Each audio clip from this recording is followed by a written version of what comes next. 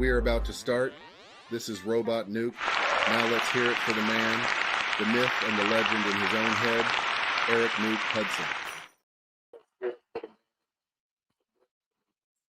Okay, it is that time. I'm back with you. Today is going to be a little bit different. It's just all going to be me talking at you and everything. Getting close here. So we are at day 27. 90%. Who is at the door? 90% of this is done. There's 3 days to go. So, of course, I'm here with my Bloody Mary, along with my Spicy V8. Anybody looking at the replay, if you have any questions, of course, just always put them down below. I'll get back to you on another episode. And that's pretty much it. So just mentioning next week, Monday and Tuesday, believe it or not, I'm going to be in another conference. Oddly enough, same subject, YouTube, and it's going to be in the same location. So, yeah.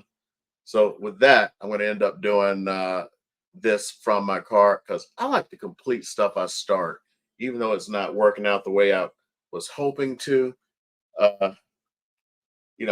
I average maybe 40, 50 views total on these live streams, and no one has subscribed from them. So it doesn't really do much for me. But, for those of you who like the live stream, get the live questions answered, they will continue. The only difference is it's just going to be like oh my goodness. If I do it on Wednesdays, I still have to do one more day because it's Monday, Tuesday next week, and then Wednesday. I don't know. Maybe I'll skip a week or something. But you're going to be getting my live streams. It's just I'm going to be putting out my regular videos again. So I got to go get back into regular video production. Probably spend tomorrow doing that. What I wanted to talk to you guys about today, this mainly goes towards the buyers. But, as a seller, you can kind of experience this, with the exception of certain things. And I call it the 3-punch in the face theory. You cannot punch a person in the face 3 times. You can punch them in the face once. You may be able to punch them in the face twice, maybe. Rarely, and I've rarely seen this, can you punch a person in the face 3 times. Now, what do I mean by punch a person in the face? Well, you're looking at houses, I'm serious. It's really interesting when you get across these folks who are going like, well, I want to buy a house for 90% off. 90% of value, 80% of value, whatever. Everybody does. Trust me. So they go around making all these lowball offers, which is fine. But you let's say a house is $500,000 and you make an offer for, just this lowball price, $450,000. Believe it or not, that may work because house could be overpriced. How much overpriced is it? First thing you have to do, hopefully I'll remember this when I come back to talk about negotiations range. These are like real kind of scientific things here. So maybe the person has a life issue and they may take it, or else flipping doesn't work because you can normally get more money for your house and you sell it to a flipper or an investor. Well, if you accept that $450,000, that's a punch in the face. Then they come along and they go, okay, I need closing costs. So you want it at a huge discount and you want someone else to pay your closing costs. Second punch. I've seen it happen. Lowball offer with closing costs. Rare, but I've seen it happen. This is the third punch in the face. You get the home inspection done. And you're like, I want all these things fixed. I want to be delivered a perfect house. You're not paying perfect house prices. You punched the person in the face the first time. You wanted it for below market value. You punched them in the face the second time. You wanted them to pay your closing costs. And now you're coming back for the third punch. I want to be delivered a perfect house. 1 or 2 of those punches works. Rarely 3. Perfect example. I get it for 450 when it's $500,000 house. I celebrate. I don't ask for closing costs. If I need closing costs, then I offer a little bit more. You're still punching them in the face, but not as hard on that first one. Then you got the third punch in the face that could happen, which is the home inspection. People are just going like, hold on, come on. They wanted this house for 450. It's worth five. Okay, I got to get out of here. I got to get to Florida. Okay, now they want me to pay their closing costs. You know what? I got 200,000. I'm good right now. This was my mama's house. She paid for it. I'm just getting 200,000 free. Some people think that way. But that third punch in the face, I have rarely ever seen that work.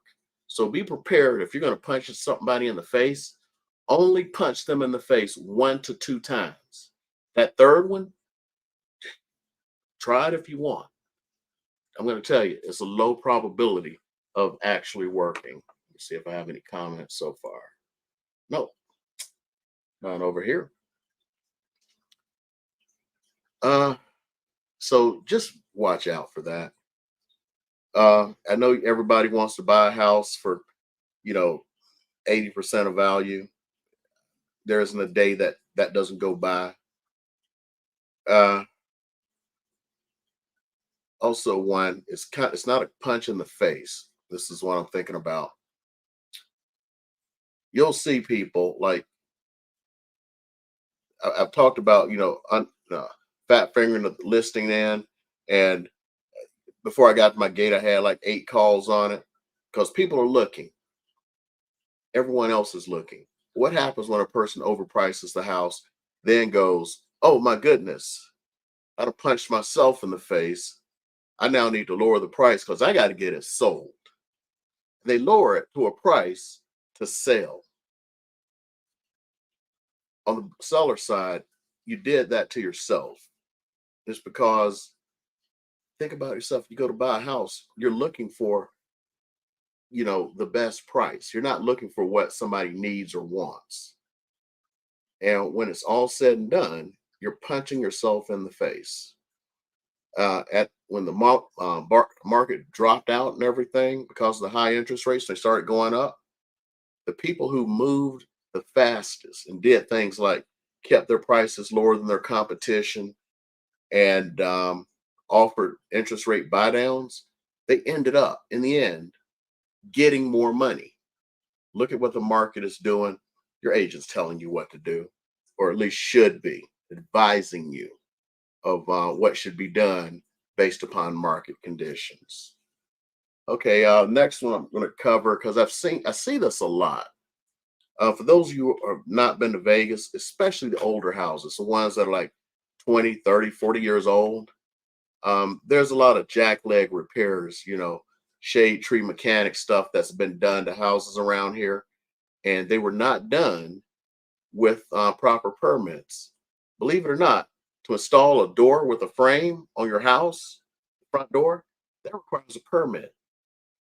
So you want to get a new nice door, you need to get a permit. Some of these door installers ain't going to tell you that, and they don't want to do it themselves because, first of all, they ain't even licensed. So that's a problem. A new water heater requires a permit. Nobody gets them. But people also do unapproved attachments to their house or additional structures because nobody's going to catch them until they try to sell it. In cases like that, if you're working with any kind of a government-backed loan, there are 3 government-backed loans. We're only going to talk about 2 of them today. If you have a VA or FHA or a person doing a VA or FHA loan, those unapproved additions, they're no-go, okay? Because they were not permitted.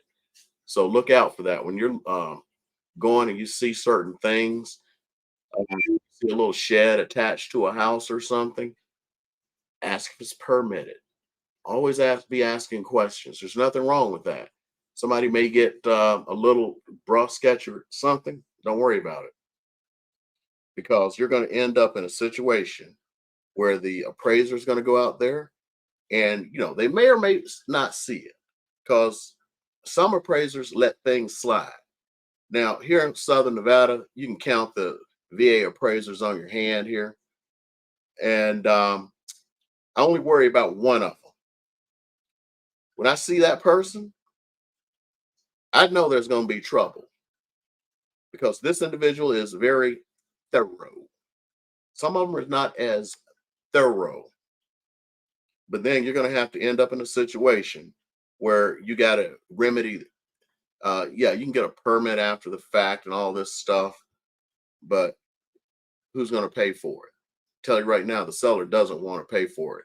The seller wants to sell their house with the maximum amount possible in the shortest amount of time and get away with whatever they can get away with without fixing anything that they don't have to fix. So always be on the lookout. If you see something that looks like it was added to the house, you see a garage addition where they've turned the garage into a room or something like that, see if it's been permitted. It's easily to check. Next one. This is a punch in the face that I see people do. And I ran across it today because I went and showed a house earlier today, and it was offering out 0 commission. Now, the house has been on the market for a longer than normal time. And I know people are starting to read all the stuff that's going on with the realtor lawsuit. And I'm already hearing title people say people are showing up, even though their house has been on the market for months. It's been under contract for a month. This lawsuit settlement thing is barely over a month old. The sellers are starting to show up at the closing table going, I don't have to pay commission because I saw it on the news. Well, they get corrected by the escrow folks. And they're like, no, that's something that's coming in July. That's 1 and 2. You've already put this out there to the world in the MLS that you're paying commission. Someone already brought you a buyer, blah, blah, blah. See, here's the thing. There are people who are already thinking they can get away with that. And the reason this house has sat on the market so long, more than likely, is because of that commission issue. So you're basically asking somebody to work for free. As a matter of fact, you're not even asking them to work for free if they can't get it from the buyer. You're asking them to pay to work because you have to pay. We're not even talking about all this stuff about, all your MLS fees and your costs doing business. I ain't even talking about that. I'm talking about you have to pay to you have to pay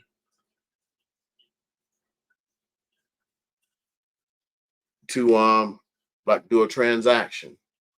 And some of these companies, they expect you to pay that. So they may have a transaction fee of, $500, $600. You still have to pay that if you didn't get paid. On top of that, we have what's known as E&O insurance, and it's handled differently by type of brokerage. But let's say you got to pay that. We're going to make up figures. You got to pay $500 for every transaction and $100 for E&O insurance. That's $600. If it's not paid and the buyer doesn't have the money to pay you, or they can't because under certain loans right now, like the VA loan, they can't pay you. So what happens next? Oh, I'm going to pay $600 out of my own pocket to my broker to help somebody buy a house. You see how that doesn't work? Oh, by the way, just about every realtor has to do that. It doesn't matter what company they're with. Now, when your house isn't moving, it's you doing this stuff, and it's like, stop punching yourself in the face. Your house didn't sell, and there are many reasons why. It's usually price. Most people know they got to pay some kind of remuneration, but the people who think they can get away with that now, it's just not going to happen. Let's see here. Next one. I'm just going to talk about this one briefly because I'm at my 15 minutes almost. Pre-approvals. You always run across people who go, you know what, I'll get my loan when I find the perfect house. How do you know that you can get a loan? I've heard that so much. I'm going to get a loan when I find the perfect house. Well, first of all, you find the perfect house. Now it takes you, even if everything was perfect, 2, 3 days to secure the loan. House could be gone. You're looking for a perfect house. Everybody else is looking for that perfect house too. Get your pre-approval. And I mean pre-approval, not pre-qualifications. Pre-qualifications are worth about as much as toilet paper.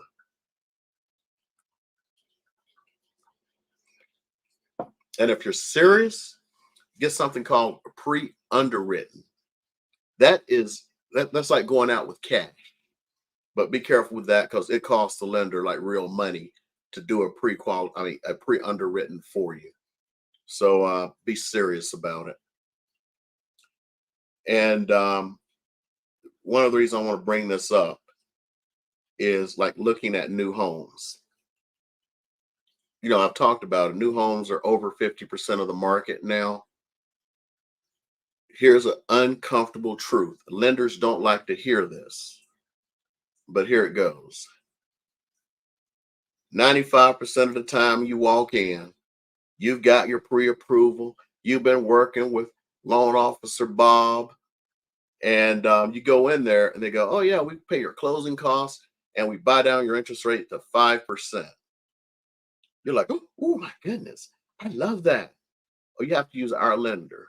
Well, no, I want to use my lender. Okay, you can use your lender all you want. Okay, great. You're not getting the money. But I need the money. I don't have closing costs. Had this one time work with this individual, and they were looking at, we ended up buying the new home build. And through the process, the person's like, well, I want to be able to use my own lender if I want to, or choose my lender. I'm like, you can choose your lender. Who cares? That's up to you. But I need the closing. There was no buy downs back then. Interest rates were under 3%. But I need the closing cost. I don't have closing costs. Okay, then you have to use their lender. Well, that's unfair. I need the closing cost, but I want to use whatever lender I want. You can use whatever lender you want. And it was just like that. I mean, I swear it was like an hour just going back and forth. Where those closing costs come from, where they cover them, it actually doesn't come from the builder. It comes from the lender. So that lender that they're working with, some of it, they will label their lender. They're really a lender for another company. And they use their label or operate under them. And in order to have the contract, they have to offer some incentive.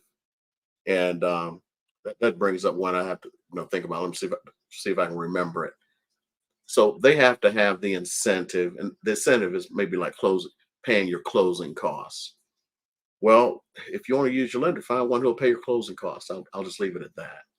And what I was going to talk about, before I forget, interest rates. Lenders make more money than a lot of people realize. I mean, like a lot more money. I actually had I don't want to call him a lender, maybe like a lending manager. He got a little drunk one time, and he told me, he's like, we make so much more money than you guys realize, but we lie about how much money we make because they don't want the realtors coming to them asking for stuff. Because if realtors realize these guys are making a few $100,000 a year. By the way, the average realtor makes less than 50,000 a year. That if this happens, people are gonna be running, going like, "Can you pay for this? Can you pay for that? Can you pay for my Zillow or whatever?" And they don't want that to happen, so they pretend like they make little money. I'm going to tell you a little secret that they don't want you to know. They make about, on average, throughout all loan types, they make an average of about 1.5% of the loan that's taken out. That's what the loan officer makes. So you got a $500,000 house. Let me do some calculations here. I don't want my app in public today. So you got a $500,000 house on average. A lender believe that's 75. We'll make $7,500. To some, that sounds like a lot. Some sounds like very little. See, here's the thing. A lender can close significantly more loans than a realtor can ever close on a client for many reasons.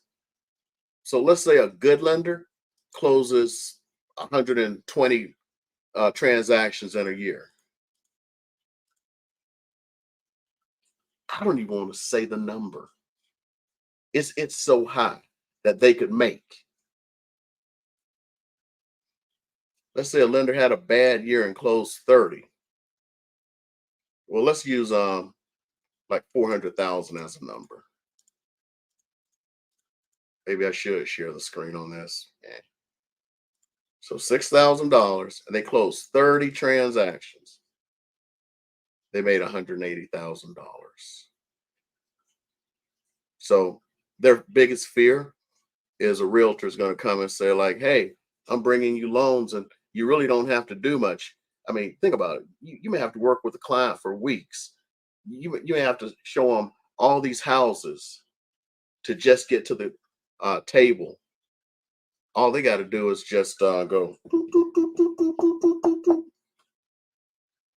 And most of the work's done after the offer's accepted. It's done by the processors who make less money. They're the front. The loan officer is a salesperson. Their job is actually selling. They're not in the back cooking the meat and everything. Somebody else is, and they pay the salespeople well. So that's the little lender secret. And see, here's the other part of that. That interest rate they charge, it's based on how much they want to make off the transaction. That's why I say shop around. So this lender, I mean, the base interest rate is pretty much the same. I'm going to make that number up. We'll call it 5%. It's a made up number. But why is it 6% over here and 6.5% over here for the same person? Well, the difference is they say, I want to make more money over here than this person over here. What if it's closer to the 5%? This is someone who's saying, I will make less money. Maybe they will, because they're going like, I'm making so less, even though I'm not making much money. No, instead of closing 30, I'm closing 150. So I'm only making 0.5% off of each loan. Let's see what that would be. So let's just use 400 as a base number. I'm making these numbers up, but I'm trying to give you an example of how this really works. So they're making 2,000 off each loan. Well, that's a heck of a lot different than 6,000. But what if I'm doing 150, 200 transactions? 150 transactions. Remember, most of the work is done behind the scenes by somebody else. They're making 300,000 a year by charging you less, and you save money. I've said this before, and I need to do a video on it. And I actually, as a realtor, hate working with these people. I'm going to put that on Front Street. And there's reasons I hate it, and I think other realtors hate working with them. But as a client, they treat you real good. Not everybody who's looking at this can use them. It's Navy Federal. OMG. Their rates are just ridiculous. And one day I've got to do a full video on them and what they do. So got that. I'm at 25 minutes coming up. I want to see, I got a couple of people here, see if anybody has any questions. I'll ramble on for another minute or two. Then I'll start on going down. I just wanted to mention this one just real quickly. Home warranties. Sometimes, you may go, if you go research any home warranty company, you'll find a website that has 1-star reviews on them. Then you'll find another one with nothing but 5-star reviews. Those websites that rank those home warranties, all of them are bull. I wanted to say the other part that starts with an S. This isn't monetized. I mean, it's just truthful. They're bull. And the reason being, A lot of them are kind of like paid sites. So, I don't want to use any name because they have so many daggum names out there. No, warranty company A. They pay this website to rank them number one. This website over here didn't pay them. So now they have a 1-star rating. Those things are bogus, man. Serious as hell. They're bogus. I worked with a warranty company one time. It was called Colonial. I don't know. Wait, I want to make sure I use the right one because there may be another Colonial out there. Anyway, I had them and they never ever paid a claim.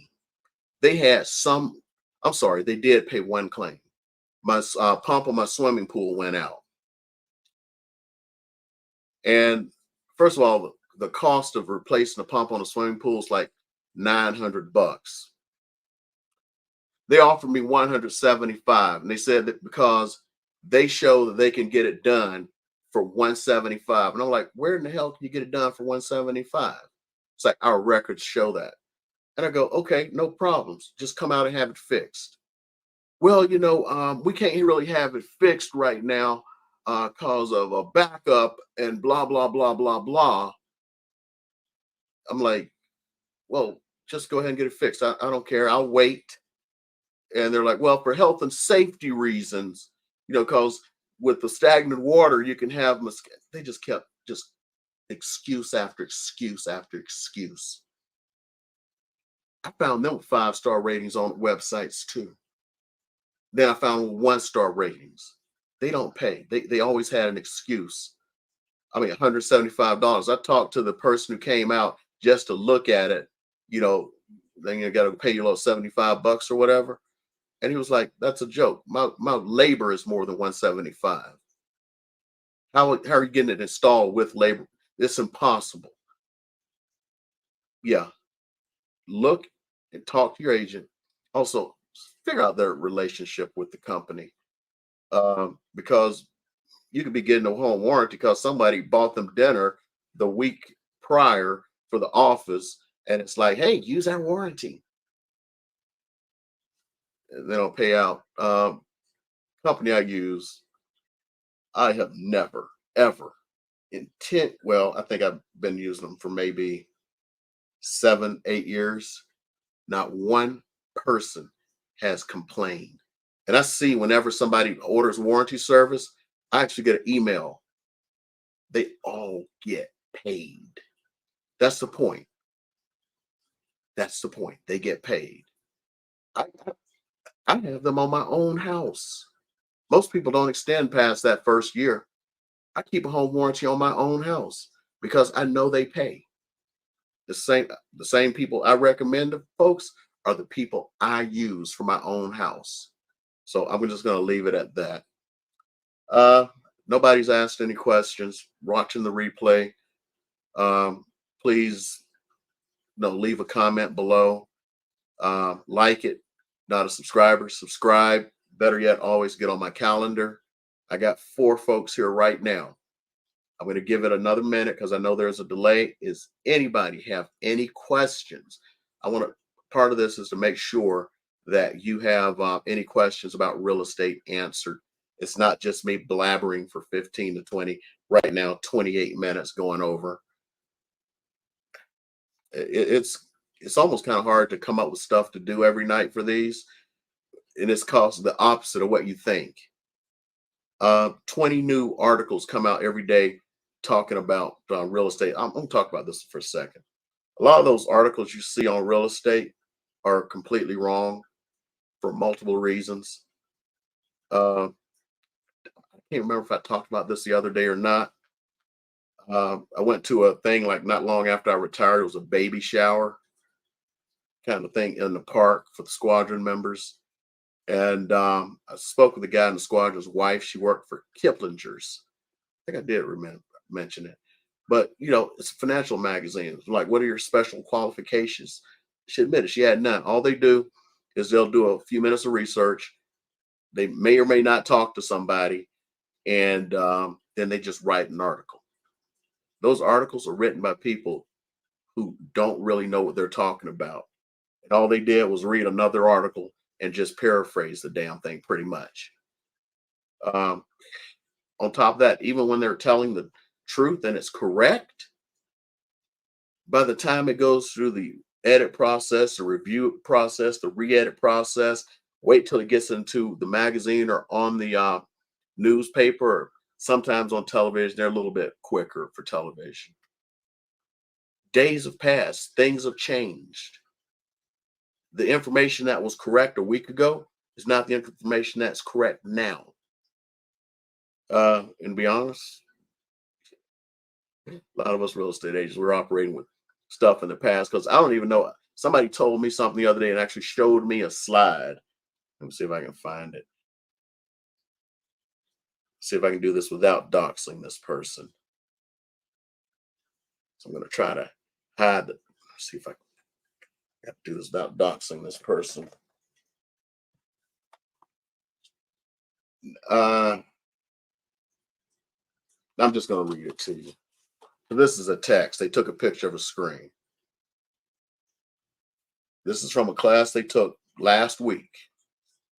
It's crucial to know that the settlement is still pending final court approval, and a hearing on final approval is scheduled for November 26, 2024. So, thing is, I haven't seen that or heard that anyplace else. And since that person sent me this on, because they're sitting there in the class on Wednesday, the preliminary approval for the case has already been approved, and they've combined the tranches of the lawsuit. So it's like that may be incorrect because it could have been written 2 weeks ago, but no one else has ever talked about what I just read to you. I have no idea. So it's been 31 minutes. I don't have anything to do tonight. I may do some Frankenstein stuff. That's what you see back there. I've been trying to MacGyver myself a little instrument for doing some videoing while I'm driving around neighborhoods to give you some good info, because I got to get that info back out to you, because my YouTube channel, I think I'd have destroyed my algorithm by doing this. And more people are joining. I think I need to just make these longer or something. I just don't want to destroy. I think I may have destroyed the algorithm by just doing live streams for 30 days. So I got to get that algorithm pumping again, because my last video before going into this live streaming stage was fire. And I need to put my fire back into the system here. So anyway, call, text, email, get on my calendar is the best thing. Have a subscribe. Please subscribe. It makes me feel good, but I don't want to grovel. I'm going to see you guys tomorrow for day 28. I'm past 90% now. I mean, if you get 90% and you're in school, high school, college, whatever, that's an A. I'm trying to get to an A plus with a perfect score of 100. So we're going to do this. I'll see you tomorrow. Monday and Tuesday, it's probably going to be from the car like I did the other day.